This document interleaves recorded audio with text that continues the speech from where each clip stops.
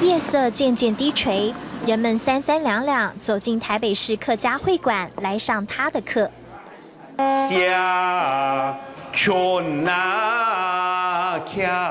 合唱只要每一个人加一点点音量就够了。头发灰白，声音铿锵有力，他是山歌大师胡全雄。学的是西洋音乐，却忘不了苗栗老家的客家山歌。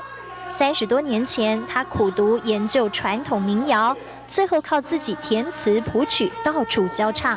这样一个代表客家人的文化精华，如果没有给他传承下去，实在有点可惜，也是基于一点点的使命感，我就一头栽进去。哆嗦拉嗦哆哆，你要客国人嘛？你弄你的。要求抑扬顿挫，胡全雄教学严格，但学生就爱这个韵味。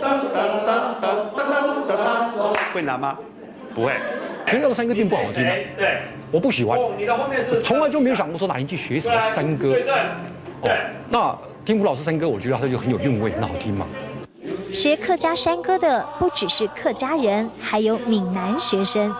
咬字方面，就是说那个字不会念啊。那我都会录音回去念。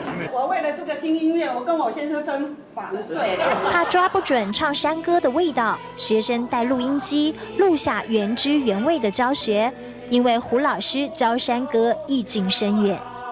我们客家人常常挂在口上的这个老古人言，这个不必用写的，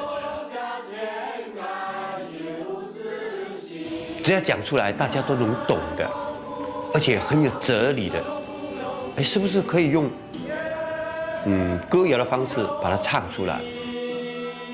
胡全雄用心指导，带着学生一路参赛，也时常拿奖。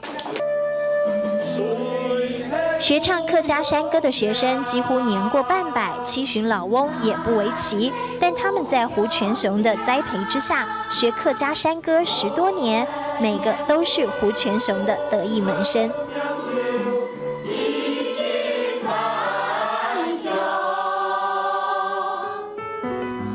的沧桑嗓音低吟出客庄山歌，回荡成闽客意象。